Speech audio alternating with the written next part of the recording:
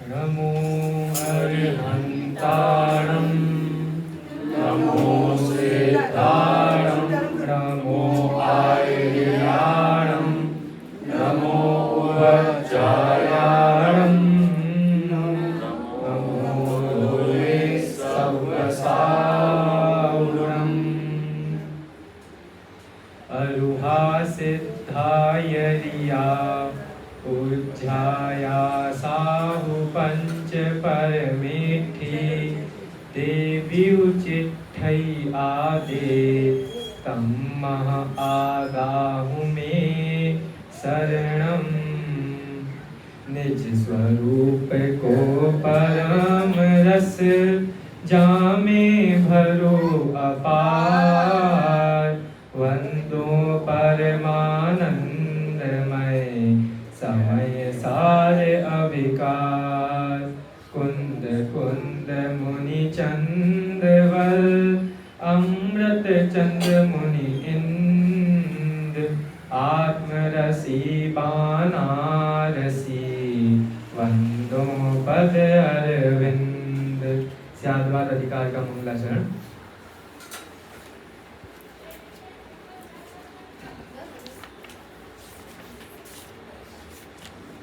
अद्भुत ग्रंथ अध्यात्म वाणी समझे कोई विरला ज्ञानी।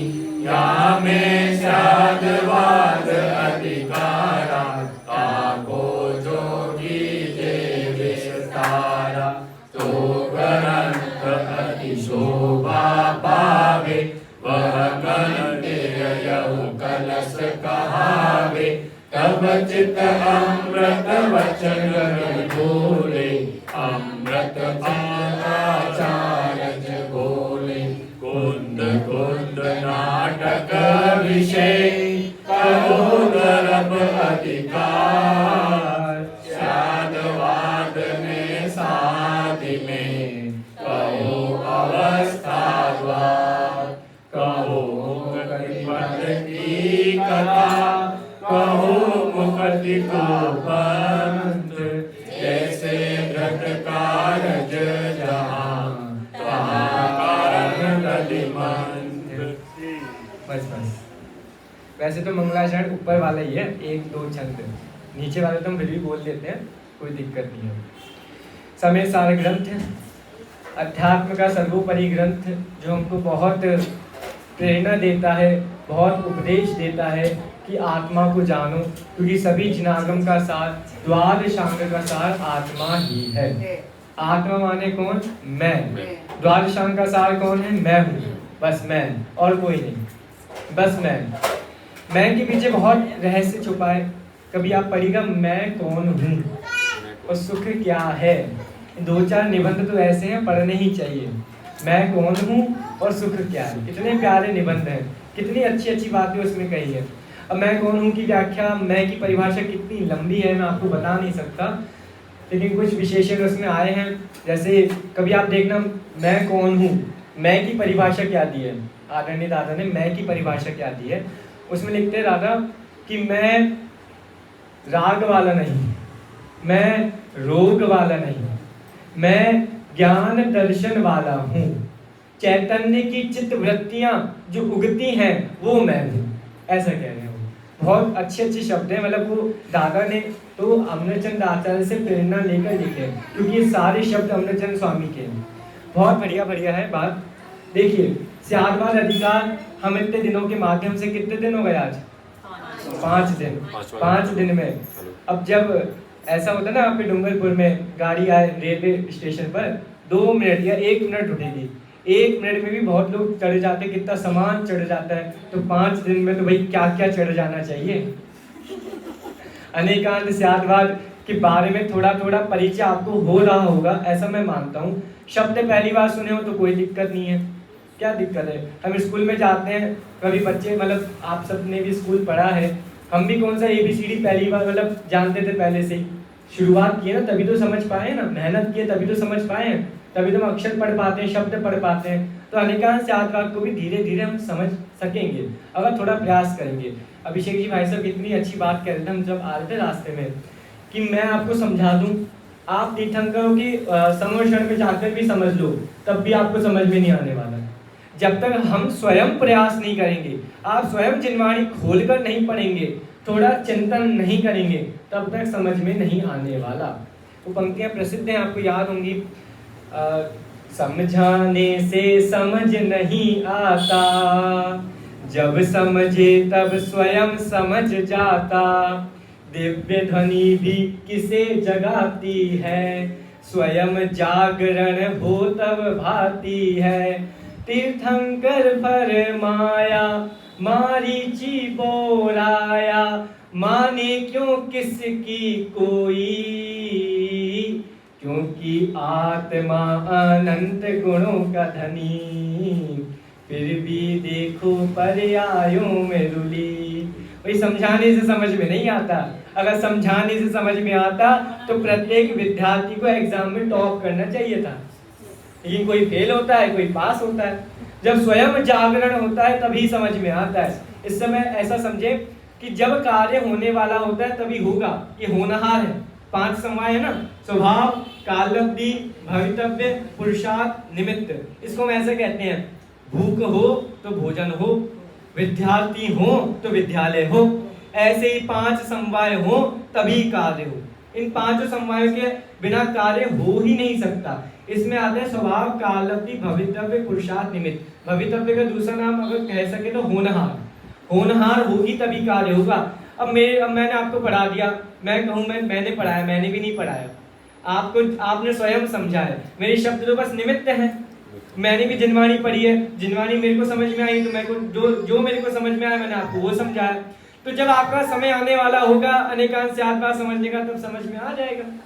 तो अब कोई हमसे ऐसा कहे तो पंडित जी आप हमें पढ़ाई क्यों रहे हो? जब समय आना होगा हम पढ़ लेंगे, किसी ना किसी से पढ़ लेंगे। तो फिर भी हम कहेंगे इसका उत्तर, क्रमबद्ध पर्याय में लिखा है कि आप क्रमबद्ध पर्याय के पीछे क्यों पड़े रहते हैं कि समझो समझो समझो, जब समझ में आना आएगा तब समझ लेंगे ना, क्या दिक्कत है, आप मत समझाओ। तो हम कह रहे हैं कि थोड़ा सा राग उत्पन्न हो जाता है, क्योंकि भव्य जीवों को नहीं समझाएंगे तो किसको समझाएंगे? क्योंकि हमने समझा है हम भव्य। कौन कौन अपने आप को भव्य मानता है बताइए?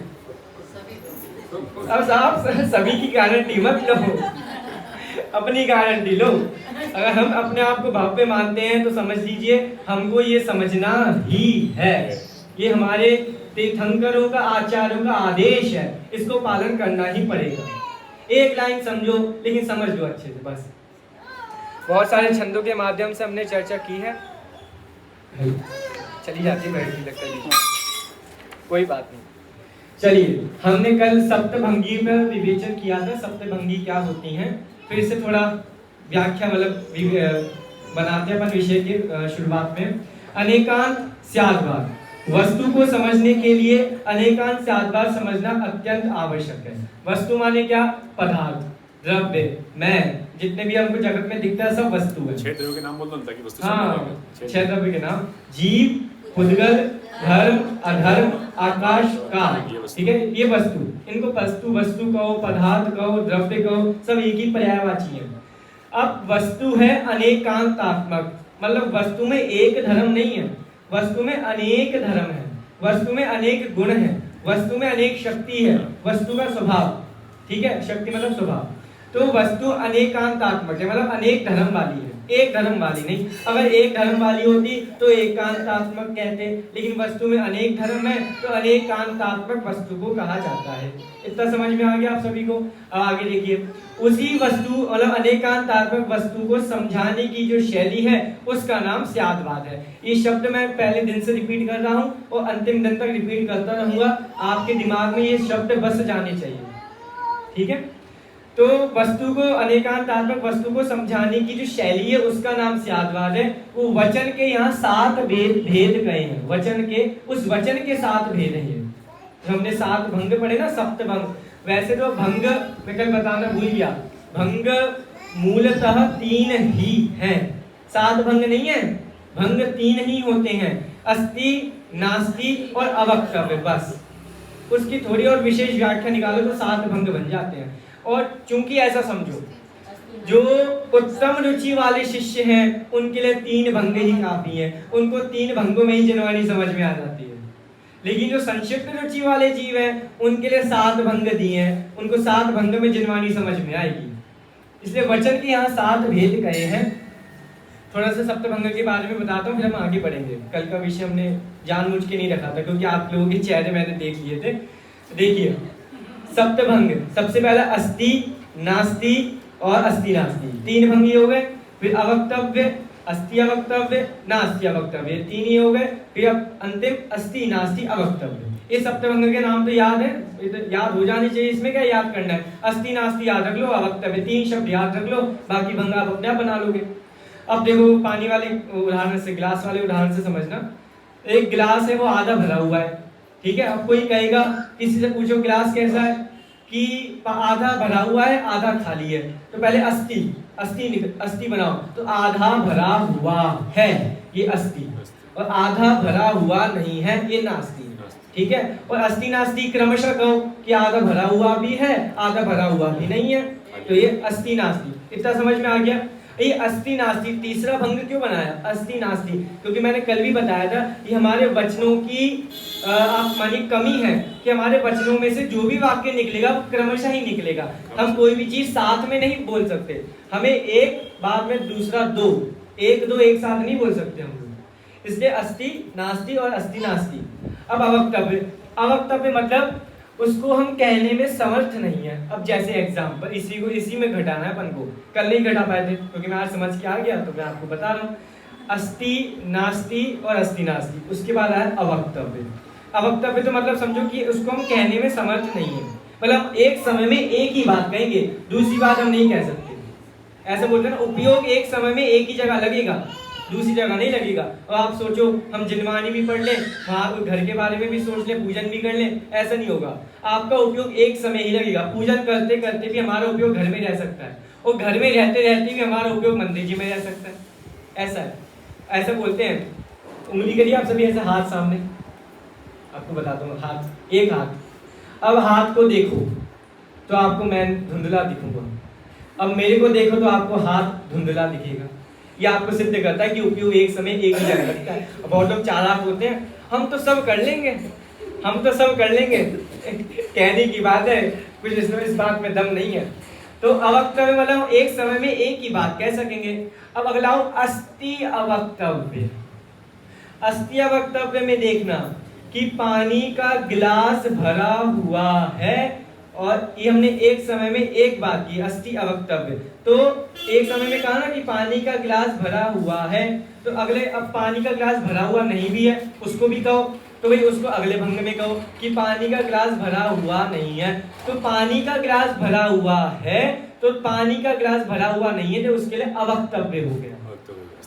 अब पानी का गिलास भरा हुआ नहीं है, ये पानी का गिलास भरा हुआ है, तो ये उसके लिए अवक्तव्य हो गया। अब इसमें समझना कि एक समय में एक ही बात कही जाती है। मुख्य गौण, मुख्य गौण का सिद्धांत समझ में आता है आप सभी को। तत्वार्थ सूत्र के 5वें अध्याय में सूत्र आता है, कल भी मैंने बताया नहीं था, आज बताता हूँ। अर्पिता नर्पिते सिद्धे, कभी पढ़ाओ, अर्पिता नर्पिते सिद्धे, ये बहुत महत्वपूर्ण वो है। अर्पित और अनर्पित का सिद्धांत समझ में आ गया तो सब कुछ समझ में आ गया। मतलब एक समय में एक ही चीज को मुख्य किया जाएगा, अगर उसी समय में वो दूसरी चीज भी है उसको हमने गौण किया है, नष्ट नहीं किया। अब बाकी जगह यही होता है कि एक समय में एक चीज को मुख्य करेंगे तो दूसरे समय में उसको गौण नहीं करेंगे। मुख्य गौण का सिद्धांत जैन दर्शन के पास है, उसको नष्ट कर देंगे, वो है ही नहीं उस समय में। मतलब जीव है। आयुष जैन अभी आप सभी के सामने बोल रहा है, मैं आप सभी को जिनवाणी सुना रहा हूँ। एक समय में एक काम किया, मैं जिनवाणी सुना रहा हूँ। अब इसके साथ दूसरा समय मैं जिनवाणी सुनाने के साथ साथ आपको देख भी रहा हूँ, मैं सुन भी रहा हूँ आप लोगों की बातें, तो ये सब गौण हो गया ना।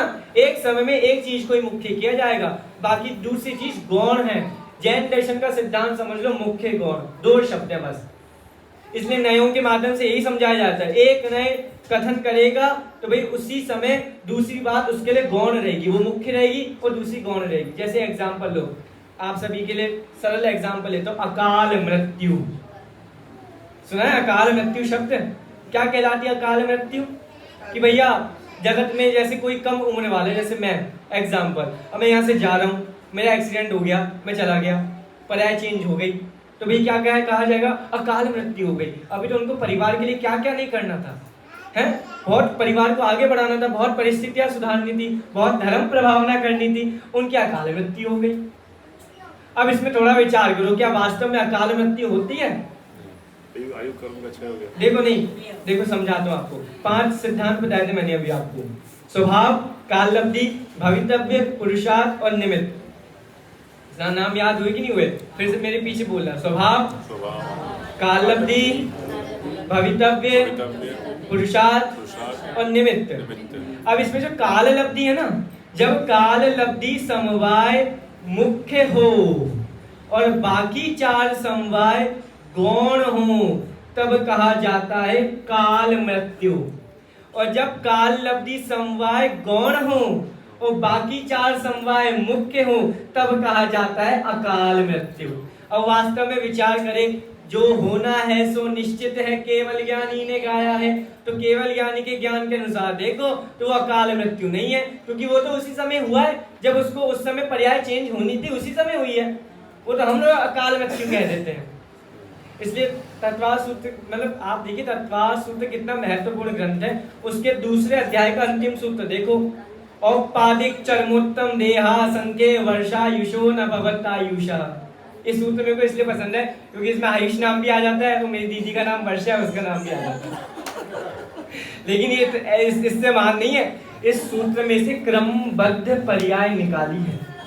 इतना महत्वपूर्ण सूत्र है, इसको लोग ऐसे समझ लेते हैं। आप कभी तत्वार सूत्र का अध्ययन करो तो ऐसी गहराई से करो, इसी में से सिद्धांत निकलते हैं बहुत सारे। अर्पित अनर्पित में से मुख्य गौण का सिद्धांत, इसमें से क्रमबद्ध पर्याय का सिद्धांत। अब 6वें 7वें अध्याय में से बहुत सिद्धांत निकलते हैं, ठीक है, उसमें चर्चा अपन कभी करेंगे। इतना समझ में आया? ये सप्तभंग, ये सप्तभंग कहलाते हैं। तो हम सभी को सप्तभंगी बनना है कि नहीं बनना? बिल्कुल बनना है।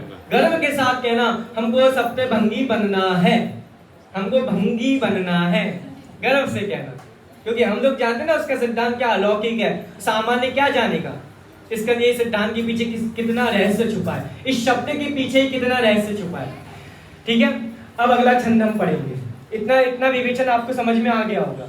अब आगे आचार्य मतलब पंडित जी कह रहे हैं, पंडित जी क्या कहूँ मैं, तो आचार्य अमृतचंद स्वामी का नाम कहूंगा। अमृतचंद स्वामी 14 बोल बता रहे हैं, 14 बोल, कि उनके माध्यम से अनेकांश बात को थोड़ा और स्पष्ट करेंगे। हम 14 बोलों की चर्चा नहीं करेंगे, आज 5वां दिन है, 3 दिन में हम इस अधिकार को पूर्ण करेंगे जितना आपके उसमें है। बाकी जब 2 दिन बचेंगे तो 1 दिन का विषय हम लेंगे सर्वज्ञ सिद्धि सुबह के ही विषय में, क्योंकि सर्वज्ञ सिद्धि हम सुबह ही समझाएंगे, रात को नहीं समझा पाएंगे। और सेकंड मतलब जो आखिरी दिन बचेगा उस दिन मेरा विषय रहेगा जैन दर्शन की विशेषताएं। ऐसा मैंने आपको अपना पूरा वो बता दिया।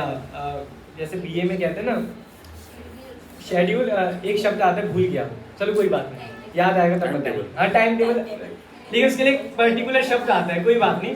चलिए अब अगला सिद्धांत देखते हैं। मतलब सेमेस्टर तो नहीं वो मेरे को याद आ जाएगा, बस मेरे को यहाँ मैं बता दूंगा।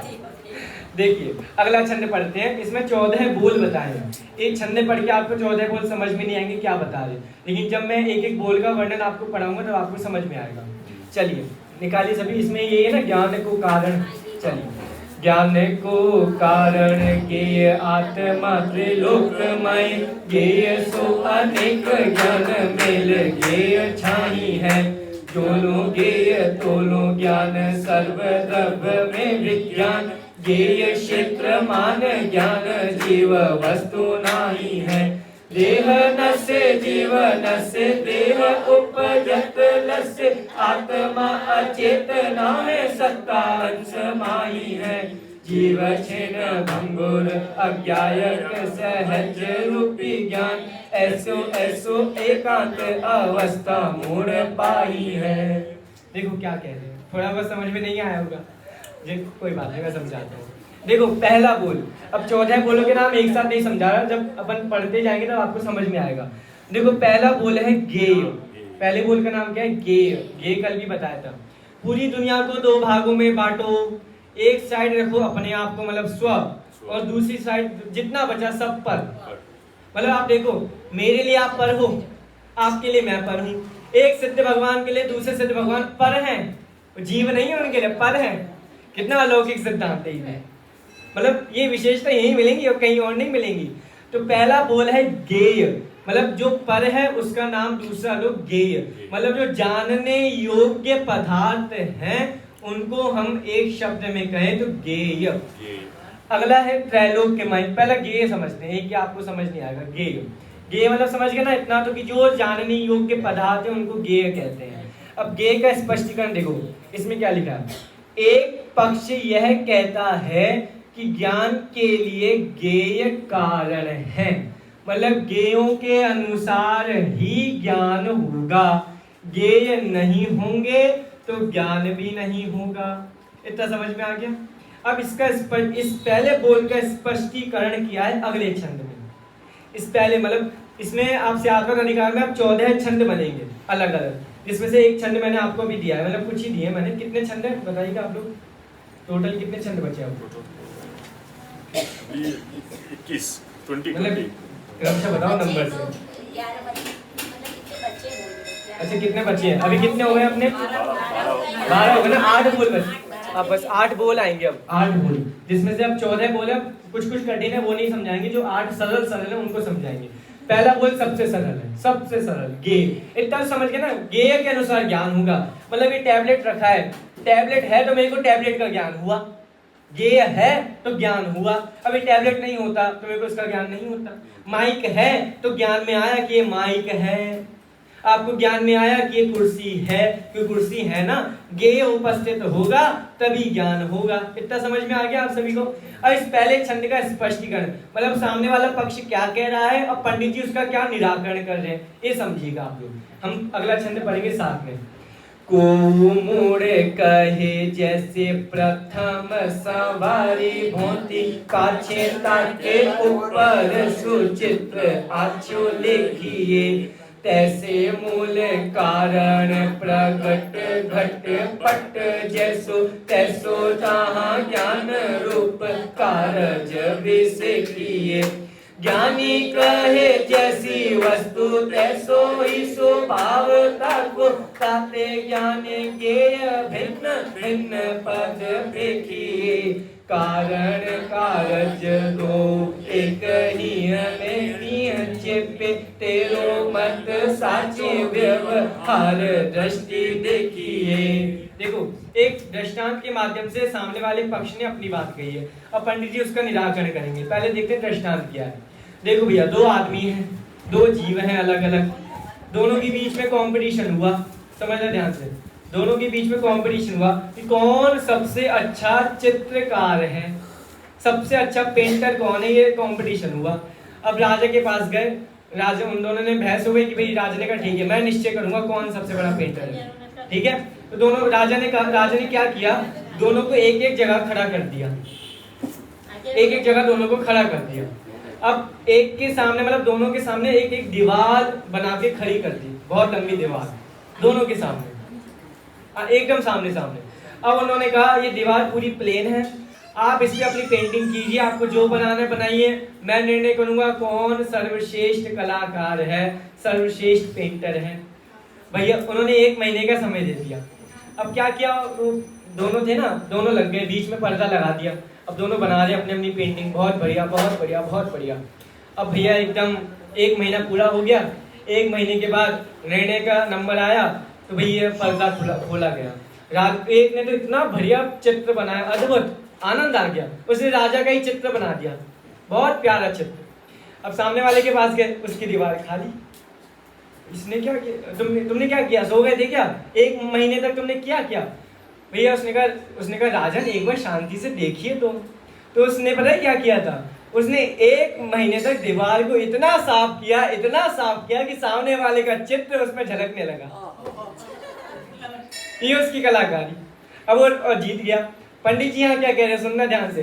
2 मतलब ऐसा कह रहे हैं, देखो मैं आपको पढ़ के बताता हूँ, आपको समझ में आएगा। कोई कहता है कि पहले दीवार साफ करके पीछे उस पर चित्रकारी करने से चित्र अच्छा आता है, मतलब दीवार को हम साफ करेंगे तो चित्र अच्छा बनेगा, दीवार को साफ नहीं करेंगे तो चित्र अच्छा नहीं बनेगा। ये तो मतलब आप देखिए, कारण सही होगा तो कार्य सही होगा, कारण गलत होगा तो कार्य भी गलत होगा। मेरे को जाना है यहाँ से दिल्ली, मुंबई की टिकट लेकर मैं मुंबई वाली ट्रेन में, मतलब मुंबई दिल्ली की टिकट है और मुंबई वाली ट्रेन में बैठ जाऊं, तो भैया जब कारण ही अगर हम गलत लेकर बैठे तो कार्य भी गलत ही होगा ना, मुंबई पहुंच जाऊंगा। वो यहाँ उस जीव ने पक्ष कहा। मैं एक बार आपको नाम भी बताना चाहता हूँ कि वो पक्ष कहने वाला कौन है। ये जो पक्ष रखा है ना सामने, उस मत का नाम है मीमांसक मत। क्या नाम है? मीमांसक। मीमांसक मत वाले आपको ऐसे देखने को नहीं मिलेंगे। वो लोग ऐसे कहते हैं कि ज्ञेय के अनुसार ज्ञान होगा। इन सब के अनुसार हम यही सिद्ध करते हैं कि मतलब ज्ञेय सही होगा तो ज्ञान होगा, ज्ञेय नहीं होगा तो ज्ञान नहीं होगा। पंडित जी क्या कह रहे हैं आप सुनिए। पंडित जी एकदम सरल भाषा में, उस पर चिल्ला नहीं रहे, एकदम प्रेम भाव, एकदम जो एकदम मीठे अक्षर होते वैसे उन्होंने कहा है। छंद से बताता देखो। ज्ञानी कहे जैसी वस्तु तैसो ही स्वभाव ताको, ताते ज्ञान ज्ञेय भिन्न भिन्न पद देखिए। एकदम मधुर प्रेम भाव में कह दिया कि भैया ज्ञान अलग है, ज्ञेय अलग है। ज्ञानी दोनों का स्वभाव जानते हैं। ज्ञान के अनुसार, ज्ञेयों के अनुसार तो ज्ञान होता ही नहीं है, ये सिद्ध कर लो। अगर ज्ञेयों के अनुसार ज्ञान हो तो हमारे आचार्यों ने सामने वाले को फटकारा। पता है कैसे फटकारा? एक श्लोक बोलता हूँ, समझना ध्यान से। पीते कारागारे तमसी च शुचि मुखाग्र दुर्भेद्ये, मयि च निमिलित नयने तथापि कांताननम व्यक्तम। इसमें पता है क्या कहा है? बहुत मार्मिक बात कही है। इस लोग याद कर लेना। पता है क्या कहा है इसमें? इसमें इस सिद्धांत का खंडन किया है कि एक बहुत मतलब एक आप समझिए कि एक जोड़े की अभी अभी शादी हुई है, नई शादी। आचार्य दृष्टांत दे रहे हैं कि शादी अभी नई हुई है, और नई शादी में क्या किया कि राजा ने जो वर था उसको उठा लिया और जेल में बंद कर दिया। सुनना ध्यान से, जेल में बंद कर दिया। वो जेल भी कैसा? उसके बाहर समुद्र, काला समुद्र, काला पानी की सजा होती ना, ऐसा भाई बाहर काला समुद्र। रात के 2-3 बज रहे हैं, ऊपर से जेल भी ऐसा कि वहां एकदम अंधेरा, कुछ भी नहीं, और ऊपर से उसकी आंखें बंद, और ऊपर से उसकी आंखों में काली पट्टी। फिर भी वो कह रहा है कि मेरे को अपनी कांता का चेहरा साफ साफ दिख रहा है। कांता तो उसके सामने है नहीं, फिर भी उसको चेहरा दिख रहा है। हम सभी आंखें बंद करें, अपने मम्मी पापा का चेहरा साफ साफ दिखेगा। ज्ञेय तो सामने है नहीं, ज्ञान फिर भी हो रहा है। कैसे? समझना है सामने वाले का पक्ष। ये तो वही बात हुई जो जगत में प्रचलित है। अब देखो मैंने कुछ बातें लिखी हैं, सुनना ध्यान से। अगर हम कहें कि ज्ञेय के अनुसार ज्ञान होता है तो भैया कोई जिन प्रतिमा को देखकर प्रभावित होता है, कोई जिन प्रतिमा को देखकर चोरी का भाव भी ला सकता है, अगर ज्ञेय के अनुसार ज्ञान हो तो। मतलब आप देखिए, ज्ञेय के अनुसार ज्ञान हो तो सबको एक साथ एक जैसा होना चाहिए ना, लेकिन स्वभाव अलग अलग है। ज्ञेय अलग, ज्ञान अलग। परीक्षा मुख ग्रंथ का नाम मैं बहुत दिनों से बोल रहा हूँ, नाम तो पता याद रख लेना, परीक्षा मुख। उसमें कहा है अगर ज्ञेयों के अनुसार ज्ञान हो तो अंधकार में उल्लू को भी ज्ञान हो जाता है, क्योंकि ये तो है नहीं, उल्लू को दिखता भी नहीं है। मतलब दिन में उल्लू को दिखता नहीं है, ज्ञेय उसके सामने हो फिर भी उसको ज्ञान नहीं हो रहा। और अंधकार में उल्लू को दिख रहा है, ज्ञेय सामने नहीं है, फिर भी ज्ञान हो रहा है। वक्त उसके लिए शब्द आए वन नक्तंचर ज्ञानवत। मतलब नक्तंचर पशु होते हैं ना जो रात में विचरण करते हैं, उनको साफ साफ दिखता है, और हम रात में जाए जंगलों में कुछ नहीं दिखेगा। तो ज्ञेय के अनुसार तो ज्ञान नहीं होते। यहाँ तो साफ साफ स्पष्ट शब्दों में कह दिया। लास्ट वाली पंक्तियां देखो। कारण कारज दो एक ही में नीह चिपे, तेरो मत साचो व्यवहार दृष्टि देखिए। निश्चय से कारण और कार्य दोनों एक ही पदार्थ में है, इससे तेरा जो मंतव्य है वे व्यवहार नए से सत्य है। कोई व्यवहार में यही तो कहा जाएगा कि पुस्तक को पढ़ा तो ज्ञान हुआ, कोई ये तो कहेगा नहीं कि पुस्तक को पढ़ा ज्ञान हुआ, ये तो एक पक्ष हो गया। कोई ये कह सकता है कि ज्ञान से ज्ञान हुआ, ये कहने वाले बहुत दुर्लभ मिलेंगे। ये जैन मत में ही कहा जाएगा ज्ञान से ज्ञान हुआ, ज्ञेय से ज्ञान नहीं हुआ, ये तो निमित्त हुआ। अब निश्चय से आप देखो, आपने सुना होगा सिद्धांत अगर सुने हो, षटकारक अमृतचंद्र आचार्य ने एक आत्मा में ही षटकारक लगा दिया कि जीव ही जीव के द्वारा जीव से स्वयं को अनुभव में लाता है। पर की जरूरत ही नहीं है, पर की आवश्यकता ही नहीं है। थोड़ा आगे आगे आ जाइए, आगे आगे आ जाइए।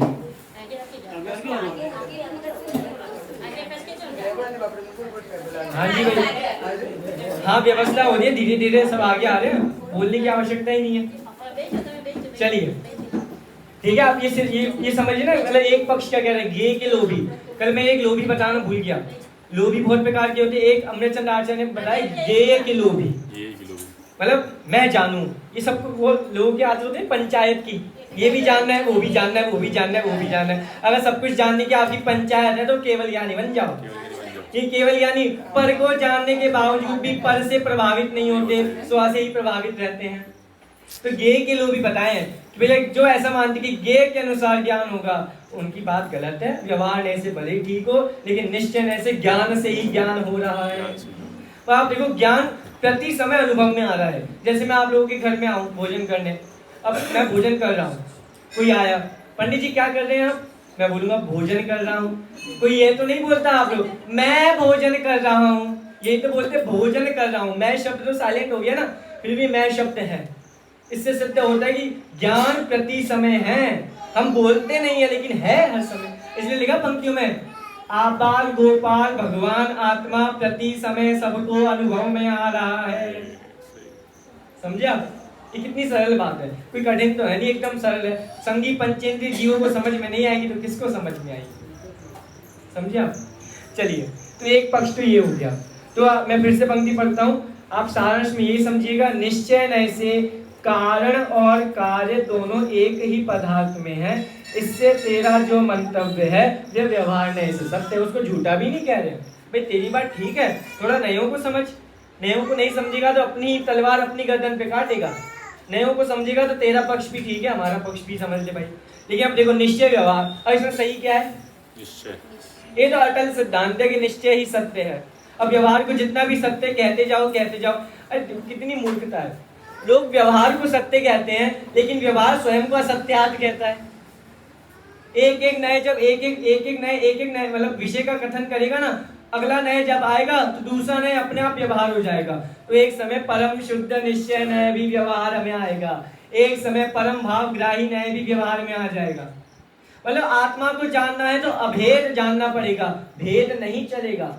इसलिए समय सार में लिखा है कि नए पक्षातिक्रांत, ये शब्द है नए, नयों का पक्ष नहीं, नयों के पक्ष का अतिक्रांत होगा तब आत्मा जानने में आएगा।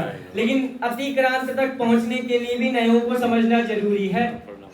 व्यवहार नए को भी जानना जरूरी है और निश्चय नए को भी जानना जरूरी है। मतलब आप देखो ऐसा बोलते हैं निमित्त उपादान में, निमित्त को हम कितना परसेंट दें, व्यवहार उपादान को कितना परसेंट दें?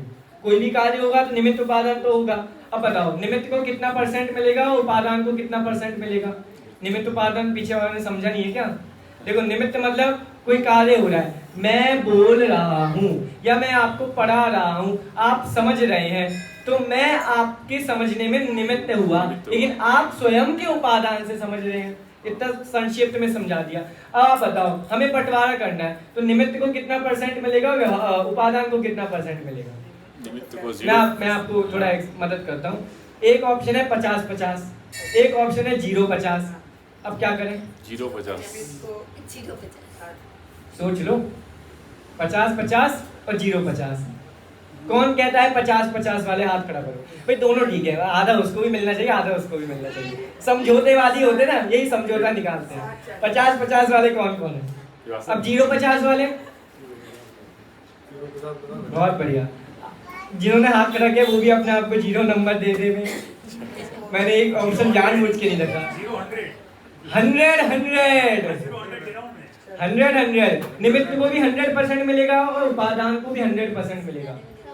लेकिन जब उपादान को जानने की बारी आएगी तो निमित्त 0 हो जाएगा। मैंने उसको सवाल किया, समझे आप? ये समझौता निकालो। ज्यादवादी समझौतावादी भी कहे जाते हैं, तो समझौता भी सही निकलना चाहिए। ऐसा मतलब ऐसा समझो कितना अलौकिक दर्शन है हमारा कि यहाँ पे सारी बातें सही निकालेंगे, लेकिन अपेक्षा, फिर से बोलता हूँ, अपेक्षा समझे बिना कुछ भी समझ नहीं आएगा। अपेक्षा को समझते सब कुछ समझ आ जाएगा। इसलिए जो कल रात में नहीं आए तो उनके लिए कहते हैं जिनवाणी झगड़ा मिटाने के लिए भी है और जिनवाणी झगड़ा कराने के लिए भी है। जो झगड़ा करना चाहते हैं उनको जिनवाणी में अनेक विवाद वाले विषय मिल जाएंगे, करो झगड़ा, लेकिन अपेक्षा नहीं समझोगे तो झगड़ा ही करते रहना, अपेक्षा समझ जाओगे तो झगड़े से बच जाओगे, ऐसा। अब देखिए अगला पक्ष, अगला कौन सा छंद है आप लोगों के में? ओम मिथ्यामति, ठीक है ना। अब देखो अगला पक्ष क्या कह रहे हैं, अगले पक्ष का नाम है त्रैलोक के प्रमाण। अब देखो त्रैलोक के प्रमाण एक पक्ष का नाम है, वो क्या कह रहा है जीव कि इस पक्ष वाला जीव कहता है कि आत्मा 3 लोक के बराबर है। क्या कहा? आत्मा 3 लोक के बराबर है। अब कोई प्रत्यक्षवादी कहे उससे, कैसी बातें कर रहे हो, सामने दिख रहा है, हम सब बैठे हैं अपने अपने कितनी कम जगह में बैठे हैं, और आप कह रहे हो 3 लोक के बराबर है आत्मा, कैसी बात कर रहे हो? तो भैया उसका पक्ष पढ़ते हैं और उसका निराकरण भी पढ़ते हैं। चलिए, को मिथ्यामति लोकालोक व्यापी ज्ञान मानी समुझे त्रिलोक पिंड आत्म दरब है, याही तिसु छंद भयो डोले मुख हूँ ना बोले, कहे या जगत में हमारो ही परब है, तासो ज्ञाता कहे जीव जगत सो भिन्न पे, जगत को विकासित तो ही याही ते गर्व है, जो वस्तु सो वस्तु पर रूप सो निराली सदा, प्रमाण स्यादवाद में सरब है। स्यादवाद में सब कुछ है।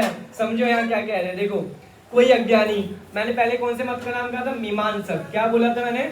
मीमांसक। यहाँ जो बोल रहा है ना उसका नाम है नैयायिक। क्या नाम है? नैयायिक। अब इसको व्याख्या में नहीं जाऊंगा। देखो कोई अज्ञानी मतलब नैयायिक कहता है कि ज्ञान को लोकालोक व्यापी जानकर आत्म पदार्थ को त्रैलोक के प्रमाण समझे। ये ज्ञान लोकालोक व्यापी है तो आत्मा भी लोकालोक व्यापी है। इतना समझ में आ गया उस जीव का पक्ष कि आत्मा 3 लोक के बराबर है।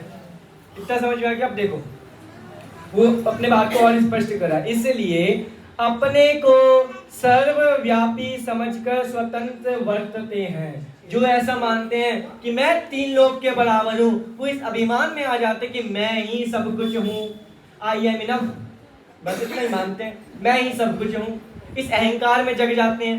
ठीक है, तो ऐसे जीव के मतलब उसके साथ बनारसी दास जी क्या कहते हैं, देखो तो किसी ने ऐसा माना इसलिए अपने को सर्वव्यापी समझकर स्वतंत्र वर्तते हैं और अभिमान में मस्त होकर दूसरे को मूर्ख समझते हैं। उनकी दूसरी मूर्खता, अपने को महान दूसरे को मूर्ख। इसलिए मैं कहता हूँ 2 पर्व आते हैं ना अपने, स्वतंत्रता पर्व और गणतंत्र पर्व। अगर इनसे सीखने को मिलता है, क्या सीखने को मिलता है बताओ, सोचो विचार करो। सीखने को मिलता है ना इनसे, ये तो रिपब्लिक डे है, पब्लिक को तो सिखाते हैं कुछ ना कुछ, तो पब्लिक इनसे क्या सीखेगी बताओ? कि सभी जीव स्वतंत्र हैं। बिल्कुल, ये तो स्वतंत्र पर्व बताया, सभी जीव स्वतंत्र है। गणतंत्र पर्व क्या बताएगा बताओ? हाँ बताइए ना। स्वतंत्रता दिवस गुलामी से आजाद होने का प्रतीक है, तो ये बताता है कि हम सब स्वतंत्र हुए गुलामी से। बिल्कुल। नंबर 2 गणतंत्र दिवस में अधिकार के रूप में हम गणतंत्र में आप लोग को अधिकार है संवैधानिक। बहुत बढ़िया, ये 2 मेरे पक्ष है। ठीक है, सबका अपना अपना पक्ष है। मैं क्या कहता हूँ सुनना ध्यान से। स्वतंत्रता दिवस हमको कहेगा कि हर जीव स्वतंत्र है, और गणतंत्र पर्व हमको दिखाएगा कि हर जीव स्वतंत्र तो है, स्वच्छंद नहीं है। कानून के मन, यही जैन सिद्धांत, ये जैन कानून तो अलग बताता है भैया, ये जैन कानून है, ये जैन युक्तियों का शासन है जो पूरे 3 लोक में चलता है। यहाँ का कानून, भारत का कानून भारत में चलेगा, अमेरिका में नहीं चलेगा। अमेरिका का कानून अमेरिका में चलेगा, लेकिन जैन कानून, जैन शासन, जैन न्याय पूरे 3 लोक में चलता है। तो स्वच्छंद, यही तो दिक्कत है। देखो हम सब स्वतंत्र हैं। अब स्वतंत्र मान के वही ऐसा कह देते हैं हम स्वतंत्र, कुछ भी करें, कुछ भी करेंगे। पाश्चात्य दर्शन इसलिए तो बन गए, उनने ये तो समझ लिया कि हम स्वतंत्र हैं, अब उनने ये नहीं समझा कि हम स्वच्छंद नहीं है। मतलब वो अपने अपने मत कहेंगे, तो इसलिए पाश्चात्य दर्शन इतने सारे खड़े हो गए। अरस्तु, ये प्लूटो, इन सब के दर्शन पढ़ो कभी आप लोग, ये इतने सारे खड़े हो गए। वो एक और आता है, नाम भूल गया, अरे आपके मैथमेटिक्स में आता है ना, पाइथागोरस, नाम सुना ना पाइथागोरस, इसका भी अपना अलग मत है। पाइथागोरस प्रमेय जो पढ़ते हैं। हाँ, पाइथागोरस प्रमेय। अब आपको बताऊं, दर्शन सार ग्रंथ देवसेन आचार्य का है, तो पता लगेगा पाइथागोरस भी जैन थे। क्या कह रहे हैं हम?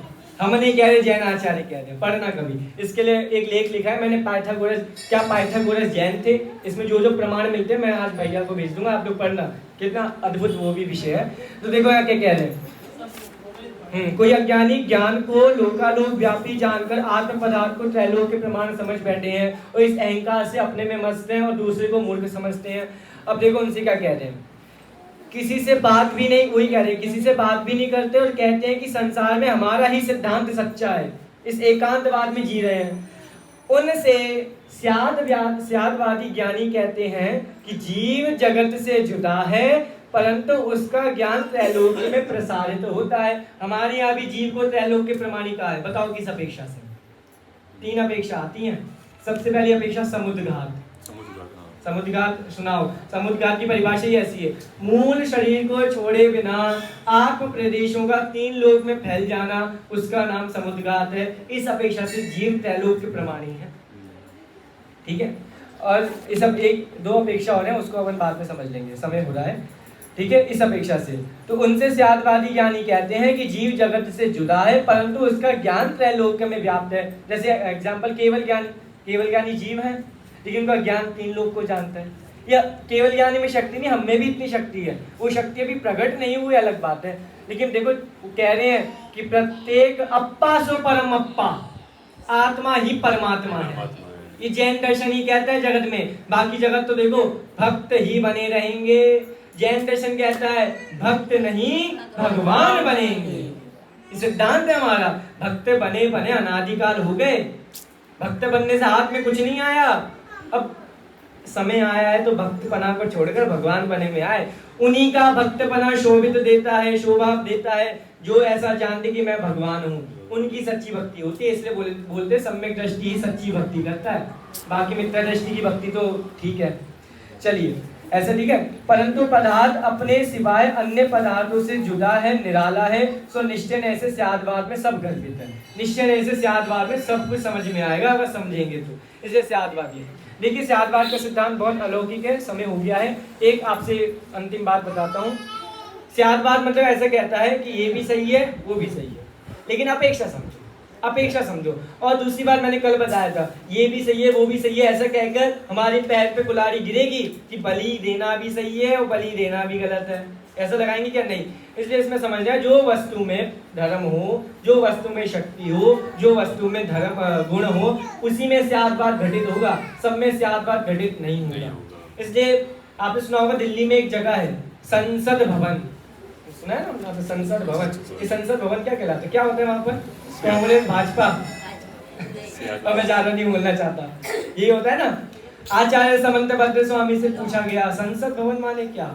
समंतभद्र स्वामी ने स्वयं स्तोत्र में कहा, हे जिनेंद्र देव, आपका समव शरण संसद है, तब उसका नाम संसद भवन रखा गया है। मतलब समव शरण में वो दोनों जीव आते हैं जो विरोधी होते हैं, लेकिन एक साथ बैठकर जिनेंद्र देव की सच्ची वाणी सुनते हैं, इसलिए संसद भवन नाम रखा है। वो आज नाम से विपरीत हो गया, हम क्या कहें, समझा? इसलिए हम भी जिनेंद्र देव का समोषण, आज बताओ समोषण यहाँ पर है क्या? नहीं है, नहीं है ना। लेकिन शास्त्रों में जिन मंदिर को समोषण की उपमा दी है, अब यहाँ पर आकर भी कषाय भाव होंगे तो कैसे काम चलेगा? कुछ नहीं चलेगा। मतलब क्या करें, कषाय तो दिन भर करते हैं, अगर यहाँ पर भी आकर कषाय जगनी है तो अपने आप को हीन समझना। सबसे बड़ा रंक गरीब वही है जो कषाय जिन मंदिर में भी आकर करे, एक दूसरे से द्वेष भाव रखे, ये है। इसलिए अपन को बहुत समझना है, बहुत बचना है। मतलब जगत के अंधेपन में हमको नहीं चलना। मतलब आप मानो भाग्य से कितना हमारा भाग्य कि आज हमको जिन शासन मिल गया है। छोटी सी आपको कहानी बता दूं 2 मिनट में। देखो आप मानो हमको लगता है मिल गया सो मिल गया, बस कोई दिक्कत नहीं है। आप देखो ऐसे जगत में बोलते ना, आप लोग बोलते बच्चा खाना नहीं खा रहा, आप मम्मी कहेंगी खाना खा ले भाई, कितने भाग्य से अन्न मिला है। वहां जगत में जाके देख कितने लोग भूखे सोते हैं। ऐसे में यहाँ कहते हैं आपको, हम सबको भाग्य से जिन शासन मिल गया है, उनसे पूछो जिनको जिन शासन नहीं मिला, लेकिन जो जिन शासन की कद्र जानते हैं। एक बार बनारस का नाम सुना है? बनारस में एक बार यही हुआ, इस शाम को नहीं बोल सकता इसलिए अभी बोल रहा हूँ। एक बार बनारस में क्या हुआ, वहाँ पहले बनारस पूरी जैनों की नगरी थी। कभी बनारस का इतिहास पढ़ना, पूरी जैनों की नगरी थी। हाँ जी, आवाज आ रही है? बनारस पूरी जैनों की नगरी थी। लेकिन एक समय ऐसा आया कि वहाँ पर एक राजा का शासन चला और उसने आदेश दे दिया कि यहाँ पर कोई जैन नहीं रहेगा, सभी को यहाँ से जाना पड़ेगा, अगर रहना है तो यहाँ का मत अपनाओ। और मैं इतना कहना नहीं चाहता कौन क्या है, इतना समझ में आ गया आपको। बहुत समय तक बनारस ऐसी खाली रहा। एक समय एक मतलब जैन विद्वान, मतलब जैन मतलब जीव जो जैन था, बहुत जैन धर्म का पालन करता था, वो नदी के किनारे पानी छानकर पी रहा था। सैनिकों ने पकड़ लिया, ये क्या कर रहा है, पानी छान के, मेरे जैनों का लक्षण है, तुम जैन हो? हाँ मैं जैन हूँ। गर्व से कहता हूँ मैं जैन हूँ। चलो राजा के पास, मीटिंग लगा दी उसकी। राजा ने कहा क्यों भैया तुम जैन हो, तुम्हें पता नहीं यहाँ जैन नहीं रह सकते? नहीं मेरे को नहीं पता था भैया यहाँ जैन नहीं रह सकते, आप बताइए क्यों? क्योंकि यहाँ हम जैनों से नफरत करते हैं, हमें जैन पसंद नहीं है, जैन लोग ऐसा ऐसा करते हैं, उनका सिद्धांत ऐसा ऐसा, बहुत सारी बातें गई। उसने कहा, उसने एकदम आसान से उसने प्रश्न पूछा कि आप जैनों से इतना द्वेष भाव क्यों रखते हो? उसने कहा कि भैया आप लोग ना सूर्य देव को नहीं मानते। क्या कहा राजा ने? आप लोग सूर्य देव को नहीं मानते। वो कहता है जैन स्यादवादी था, किसने कहा हम सूर्य देव को नहीं मानते? हे राजन, जब सूर्यास्त होता है ना तो हमको इतना दुख होता है कि हम अन्य जल का त्याग कर देते हैं। तो बताओ सूर्य देव को सच्चा कौन मानता है, हम या वो? समझे आप? अब उसने पूछा अच्छा ठीक है, आप बताइए, आप गंगा नदी को नहीं मानते, गंगा को नहीं पूजते। किसने कहा हम गंगा को नहीं पूजते? महाराज हमारा शरीर इतना अपवित्र और गंगा इतनी पवित्र, हम उसमें पैर रखते हैं तो गंगा अपवित्र हो जाएगी, इसलिए हम गंगा को इतना सम्मान देते हैं। अब देखो जाके देखो गंगा नदी का क्या हाल हो गया हरिद्वार ऋषिकेश में जाके। ऐसी बहुत सारे उसने तर्क लगाए, राजा को समझ आ गया कि जैन ही सही है। तो फिर से एक बार बनारस में जैन बस गए। बनारस का इतिहास पढ़ना, ऐसे हैं जैनों का गौरव, जैन स्यादवादियों का गौरव। इसलिए हमको बहुत समझना चाहिए। आज मतलब हम नहीं समझेंगे तो कौन समझेगा? जैसे हम बारंबार कहते हैं स्वाध्यायी जीवों को तो समझना ही चाहिए। मतलब जो जिन शासन की महिमा हमारे अंदर है, वो जिन शासन की महिमा बाहर देखने को नहीं मिलेगी। हमारे अंदर इतनी जिन शासन की महिमा होनी चाहिए कि जब मुनियाजों को लिख दिया कि चलता फिरता जिन शासन है, तो वो हमारे लिए भी होना चाहिए कि चलते फिरते जिन शासन आ रहे हैं हमारे सामने। समंतपत्र लिखते हैं, समंतपत्र स्वामी एक जगह लिखते हैं, सुनना ध्यान से, वादार्थी विचराम्यहम नरपते शार्दुल विक्रीडितम। वो लिख रहे हैं जब राजा ने पकड़ लिया था ना उनको, मतलब कथा पता है ना, वो राजा ने पकड़ लिया था वो खाते हुए, सबको कथा याद आ गई ना कथा के बारे में। देखो वो क्या कह रहे हैं, वो राजन से कह रहे, हे राजन वादार्थी विचराम्यम नरपते शार्दुल विक्रीडितम। हे राजन, मैं स्यादवादी इस पूरे विश्व में सिंह की भांति विचरण करता हूँ, आप किसमें सामर्थ्य है मुझसे वाद विवाद करें? उसको स्यादवादी नहीं बना दिया तो मेरा नाम भी समंतभद्र नहीं, क्योंकि मैं भी अभद्र से समंतभद्र बना हूँ।